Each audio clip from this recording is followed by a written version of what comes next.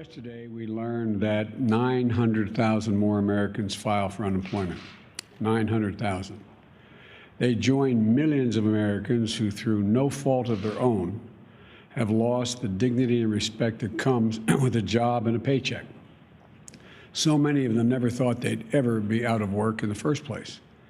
And just like my dad did when he used to lie awake at night when I was a kid, staring at the ceiling, unable to sleep because he worried about whether or not he was about to lose his health care or whether we were going to have the money to pay the mortgage because of the economic circumstance he was in. And now a lot of these folks are facing eviction, are waiting hours in their cars, literally hours in their cars, waiting to be able to feed their children as they drive up to a food bank. It's the United States of America. And they're waiting to feed their kids.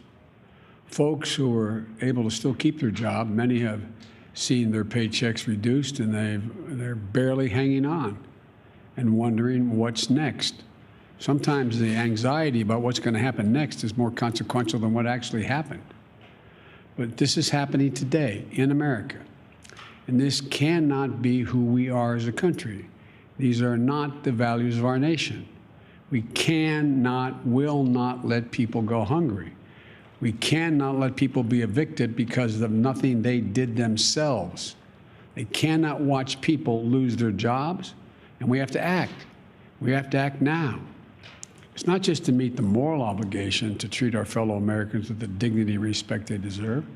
This is an economic imperative, a growing economic consensus that we must act decisively and boldly to grow the economy for all Americans, not just for tomorrow, but in the future.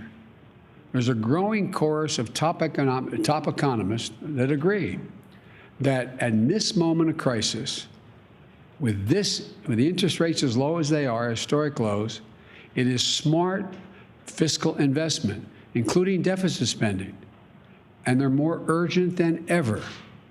You know, and that return on these investments in jobs and racial equity is going to prevent long-term economic damage and benefits that are going to far surpass their cost. If we don't act, the rest of the world is not standing still in terms of their competitive advantage or the competitive possibilities relative to us. That our debt situation will be more stable and not less stable, according to these economists, and that such investments in our people is going to strengthen our economic competitiveness as a nation and help us outcompete our competitors in the global economy, because we're going to grow the economy with these investments. While the COVID-19 package that passed in December was the first step, as I said at the time, it's just a down payment. We need more action, and we need to move fast. Last week, I laid out a two-step plan of rescue and recovery to get through the crisis and to a better and stronger and more secure America. The first step of our American Rescue Plan is a plan to tackle the pandemic and get direct financial relief to Americans who need it the most. You know, in just a few days, it's just been a few days since I outlined this plan, and it's received bipartisan support from a majority of American mayors and governors. Businesses and labor organizations have together welcomed it as an urgent action that's needed. Even Wall Street firms have underscored its importance. In fact, an analysis by Moody's estimates that if we pass our American Rescue Plan, the economy would create 7.5 million jobs just in this year alone. That would be on the way to the more than 18 million, I think it was 18,600,000 jobs that they believe would be created over the 4-year period with our Build Back Better recovery plan. And with our American Rescue Plan, our economy would return to full employment a full year faster than without the plan. Even President Trump's now, not some liberal organization, President Trump's top former economic advisor, Kevin Hassett, said, quote, he absolutely is in favor of this rescue plan. This almost doesn't have a partisan piece to it. We're seeing the support because this plan takes a step that we so urgently need, more than just a step, number of steps. It funds big parts of the COVID-19 national strategy that we released yesterday. Our national strategy puts us on a war footing to aggressively speed up our COVID-19 response, especially on vaccines and testing and reopening our schools. I found it fascinating. Yesterday, the press asked the question, is, 100 million enough? Week before, they're saying, Biden, you crazy? You can't do 100 million in 100 days. Well, we're going to, God willing, not only do 100 million, we're going to do more than that. But we have to do this. We have to move. The American Rescue Plan also includes economic relief for most Americans who are in need. We're going to finish the job of getting a total of $2,000 in direct payments to folks. $600, which was already passed, is simply not enough if you still have to choose between paying your rent, putting food on the table. We'll extend unemployment insurance benefits for millions of workers beyond the deadline that's now set. It means that 16 million Americans who are currently relying on unemployment benefits while they look for work can count on these checks continuing to be there in the middle of this crisis. The American Rescue Plan also addresses the growing housing crisis in America. Approximately 14 million Americans, 14 million, have fallen behind on rent, and many risk eviction. If we fail to act, there will be a wave of evictions and foreclosures in the coming months as this pandemic rages on, because there's nothing we can do to change the trajectory of the pandemic in the next several months. So look, this would overwhelm emergency shelters, increase COVID-19 infections as people have nowhere to go and can't socially distance. The American Rescue Plan asks Congress to provide rental assistance for millions of hard-hit families and tenants. This will also be a bridge to economic recovery for countless mom and pop landlords who can't afford not to have the rent. But they can't wait. So on Inauguration Day, I directed my administration to extend nationwide restrictions on evictions and foreclosures. These crises are straining the budgets of states and cities and tribal communities that are forced to consider layoffs and service reductions among essential workers. Police officers, firefighters, first responders, nurses, they're all at the risk of losing their jobs. Over the last year, more than 600,000 educators have lost their jobs in cities and towns. The American Rescue Plan will provide emergency funding to keep these essential workers on the job and maintain essential services. Look, it will also help small businesses that are the engines of our economic growth. When you say small business, most people think the major corporate entities are the ones that hire everybody. These small businesses are the glues that hold, and they're important, but these small businesses that hold the community, the glue that hold these communities together. They are hurting badly, and they account for nearly half of the entire U.S. workforce, nearly half. Our rescue plan will provide flexible grants to help the hardest hit small businesses survive the pandemic, and low-cost capital to help entrepreneurs of all backgrounds create and maintain jobs, plus provide essential goods and services that communities so desperately depend on. Look, our recovery plan also calls for an increase in the minimum wage at least $15 an hour. No one in America should work 40 hours a week making below the poverty line. $15 gets people above the poverty line. We have so many millions of people working 40 hours a week, working, and some with 2 jobs, and they're still below the poverty line. Our plan includes access to affordable child care. That's going to enable parents, particularly women, to get back to work. Millions who are not working now because they don't have that care. All told, the American Rescue Plan would lift 12 million Americans out of poverty and cut child poverty in half. That's 5 million children lifted out of poverty. Our plan will reduce poverty in the Black community by 1/3 and reduce poverty in the Hispanic community by almost 40%. I look forward to working with members of Congress of both parties to move quickly to get this American Rescue Plan to the American people. And then we can move with equal urgency and bipartisanship to the second step of our economic plan, to Build Back Better, the recovery plan. It's a plan that's going to make historic investments in infrastructure, manufacturing, innovation, research and development, and clean energy and so much more that's going to create millions more jobs, good paying jobs, not minimum wage jobs. Well, while we work with members of both parties in the Congress, there are steps that we can and must take right now. For example, on Inauguration Day, I directed my administration to pause student loan repayments for interest, for the interest payments for Americans with federal student loans until at least September. So they're not going to have to pay till September. They still pay the bill as it stands now, but they will not accrue interest, and they don't have to begin to pay until September. And we may have to look beyond that, I might add. Today, I'm signing an executive order that directs the whole of government, a whole of government effort to help millions of Americans who are badly hurting.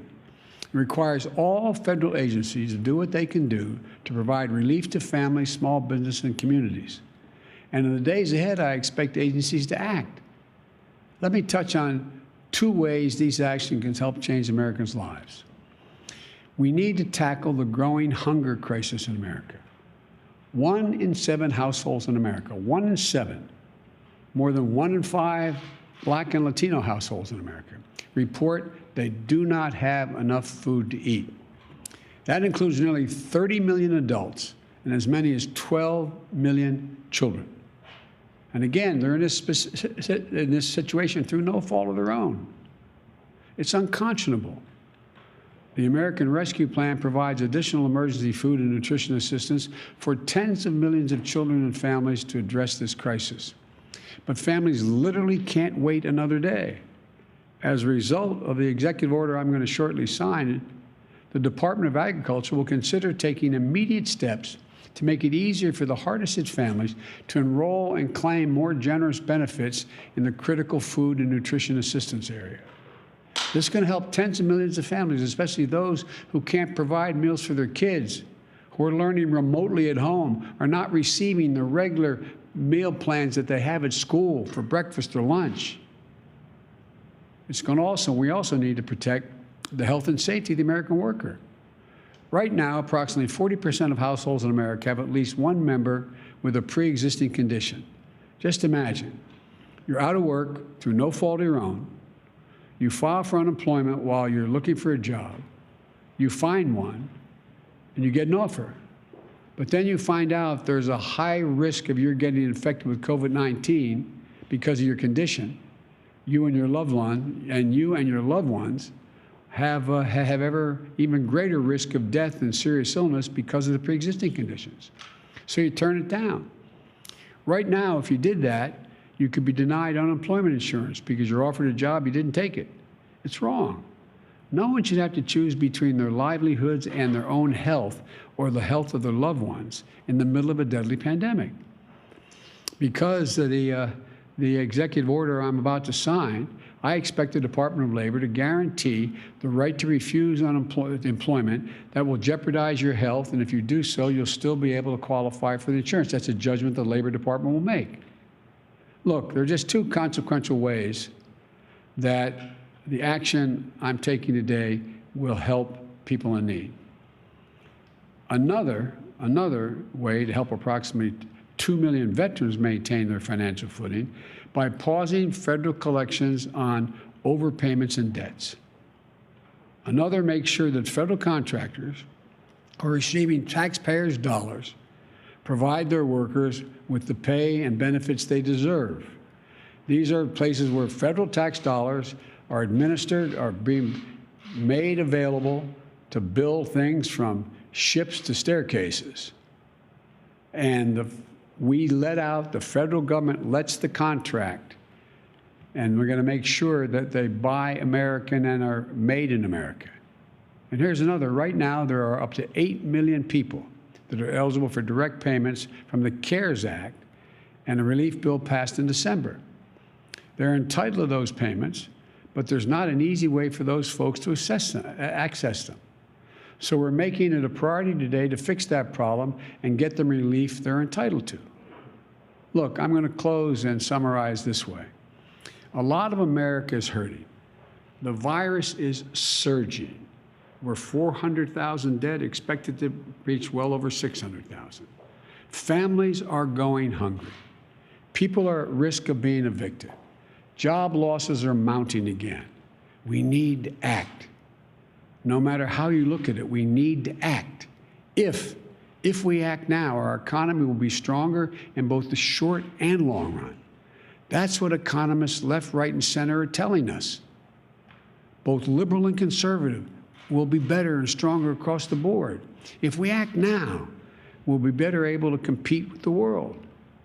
If we act now, we'll be better able to meet our moral obligations to one another as Americans. I don't believe the people of this country just want to stand by and watch their friends, their neighbors, coworkers, fellow Americans go hungry, lose their homes, or lose their sense of dignity and hope and respect. I don't believe that, especially in the middle of a pandemic that's so weakened and wreaked so much havoc and caused so much pain on America. That's not who we are. The bottom line is this: we're in a national emergency. We need to act like we're in a national emergency. So we've got to move with everything we've got, and we've got to do it together.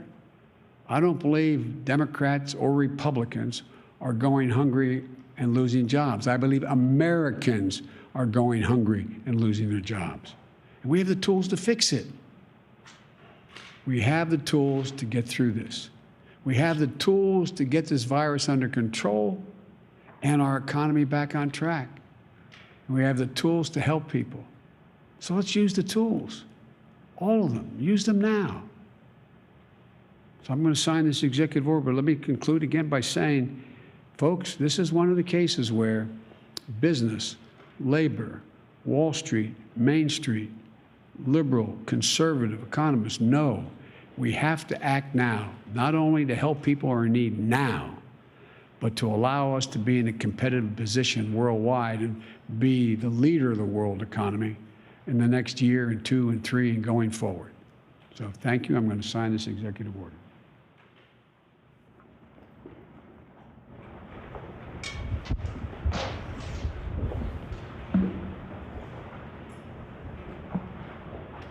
The first one is the economic relief related to COVID-19 pandemic that I referenced.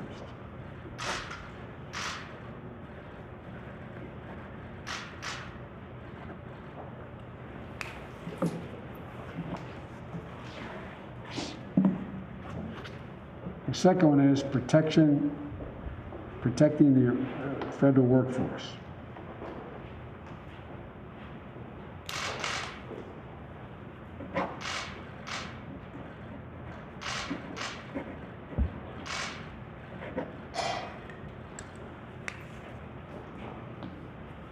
Thank you very much. Mr. President, do you support Mitch McConnell's timeline for a February impeachment trial? I haven't heard the detail of it, but I do think that having some time to get our administration up and running, I want to thank the Senate for passing out our Secretary of Defense. Looks like our Secretary of Treasury. Looks like our Secretary of State's in place. So the more time we have to get up and running and meet these crises, the better. Thank you.